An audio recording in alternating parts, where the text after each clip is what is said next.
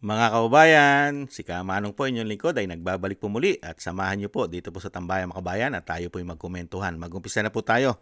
Komentuhan po natin yung isang kongresista sa Maynila na natalo na, nanalo pa dahil hindi po siya sakim sa kapangyarihan. At lalong-lalo po na hindi po siya marunong magnakaw dahil isa po siyang pastor.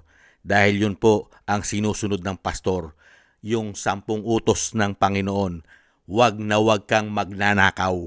Hindi po ba? Ito po, komentuhan po natin yung hindi po marunong magnakaw at mandaya at hindi sakim sa kapangyarihan. Pakinggan po natin dito po sa impeachment na binabato nila sa Vice President. Pakinggan po natin siya.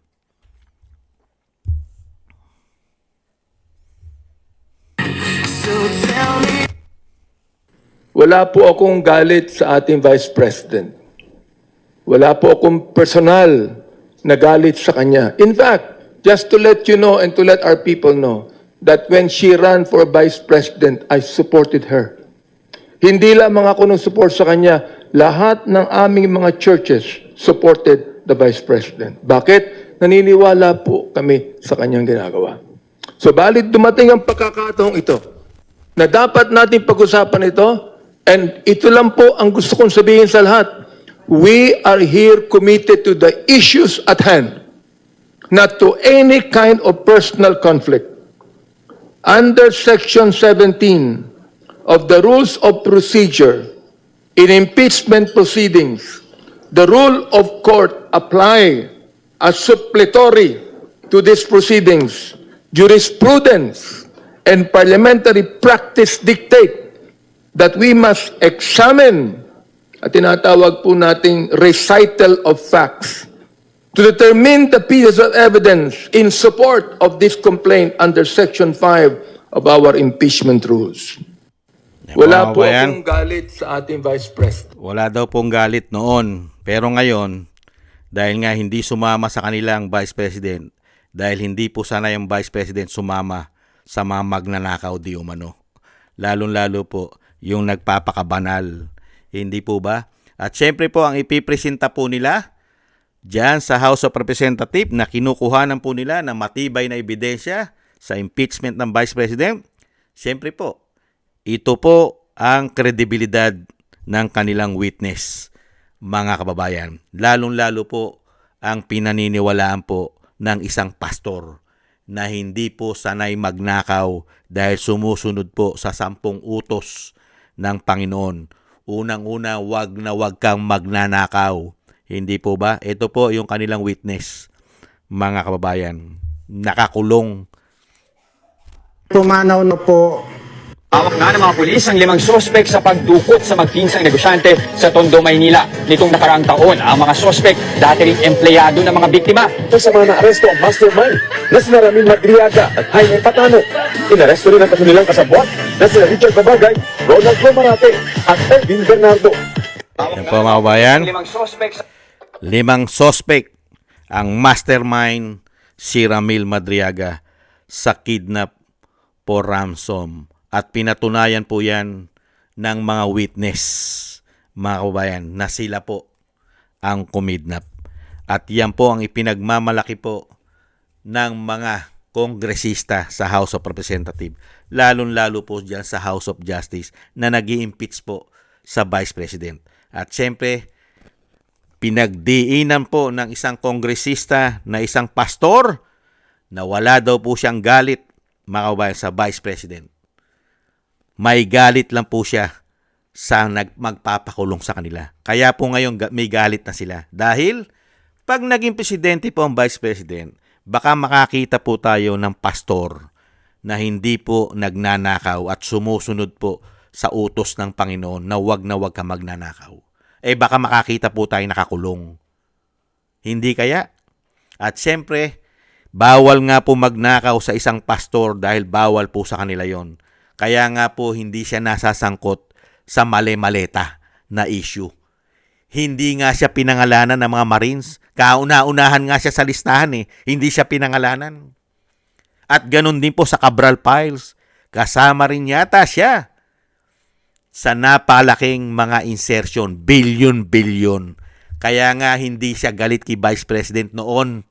Kasi noon, hindi niya nagagawa yon. Hindi nila kasi nagagawa na may mga mali-malitan deliver sa kanila di umano. At hindi rin nila nagagawa noon, mga kababayan, ang magkaroon sila ng bilyong-bilyon pondo, insertion, allocable sa kanilang mga distrito. Kaya, mga kababayan, suportado pa nila ang Duterte. Ngayon, iba na po ngayon. Pera-pera na po yata. Kaya, iba na ang susuportahan nila. Hindi po ba? Dahil nga po yung pastor ng taga Maynila, mga kababayan, ay sumusunod po sa tama sa kanilang institusyon. Ang institusyon po nila ngayon ay ibang-iba nung panahon ni dating Pangulong Duterte. Nung panahon ni dating Pangulong Duterte, lahat po sila ay nagtatrabaho para po mabago ang imahe ng ating bansa. Pero ngayon, magmula nung pumasok ang Binagoong Pilipinas, kasama na si Madriaga, mga kababayan, iba na po ang layunin ng House of Representatives. Magmula umpisa hanggang ngayon, puro Duterte ang issue. Puro pagpapabagsak sa Duterte.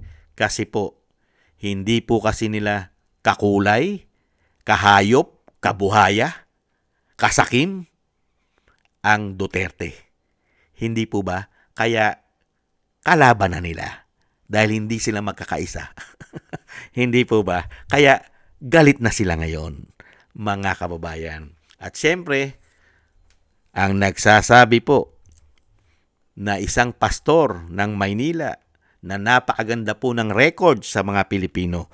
Napakaganda ng kanyang record, mga kababayan. Ang kanyang pinagagawa. Unang-una, talo na, nanalo pa. Unbelievable. Hindi po ba? Yan po ang sumusunod sa utos ng Diyos. Isang pastor na politiko na kailanman ay sumusunod na hindi siya magnanakaw, mga kababayan, dahil nasa 10 utos po yan. Hindi ba, Pastor? Yan po, mga kababayan, si Pastor Abante na gusto po daw ilabas ang katotohanan sa impeachment ng Vice President dahil sumusunod sila sa kanila pong article of impeachment, ang kanilang rules of article. Hindi po ba? At ang kanilang witness, si Madriaga, mga kababayan, ang pinuno ng sindikato na kidnap for ransom. Mabuhay kayo. Mabuhay kayo. Kayo-kayo na lang ang maglokohan. Lights, camera, action! Hindi po ba? At wala naman po kasing mawawala kay Madriaga. Kahit ano po, dahil nakakulong na po siya. Siyempre, pinangakuan po yan. Ano po ang pangako? Baka makalaya. Sumunod ka lang na sumunod. Dahil wala naman mawawala sa'yo. Ang pinakamagandang mangyayari sa'yo pag sumunod ka at napabagsak si BP Sara, baka mangyari sa'yo ay mapalaya ka rin. Di umano. Katulad ni Dilima. At yung isang may issue rin ng pulburon na naging mayor pa sa bandang Bisaya. Sa Tacloban po yata yun, o Leyte. Hindi po ba? Yung mayor, si Espinosa po yata yun, si Kerwin. Hindi po ba? Baka yun din ang inaasahan na reward ni Madriaga na siya'y makalaya. Hindi ba? Maraming salamat po, mga kabayan. Yan po ang pastor ng Kongreso. Napakalinis po at walang bahid anuman na issue sa kanyang pagkatao, mga kababayan. At dapat paniwalaan ng kapwa niya, mga kababayan, lalong-lalo ang kanyang relihiyon na pinagmamalaki niya, mga kababayan. Maraming salamat po, mga kababayan. Sana gusto po natin tambayan, mga kababayan, sa YouTube at TikTok at ganoon din po sa ating mga subscribers. At patuloy po nagsusubscribe. Maraming salamat po sa inyo. At sa mga nagko-comment, like, share, and subscribe, mabuhay po kayo. Shoutout po sa inyo lahat. At syempre po, mga kababayan, sa mga nagbibigay po ng tulong at biyaya, shoutout din po. Shoutout po kay Mila Yi, Jesus Valdepena, Balance Vision TV, Tatay Nick ng Canada, Gay at Siena, Ani Jo, ako si Pilam, Jem Aris sa United Arab Emirates, Baby Roman, Ate Isa ng Cagayan, Julieta Silona ng Sydney, Australia, Gina Ray ng Berlin, Germany, Jake Yahut ng Maisog, California, Eric Hershaw ng Canada, at Kingston ng Hong Kong. Thank you po sa inyo. Shoutout po sa inyong lahat. At ingat-ingat po kayo, lalong-lalo po sa inyong pong mga paggawa. At syempre po, God bless po sa inyong lahat. At tis-tis lang po tayo mga kabayan. Muli po, ang kasinungalingan ay hindi po magtatagumpayan sa katotohanan. Ingat-ingat po. Bye-bye.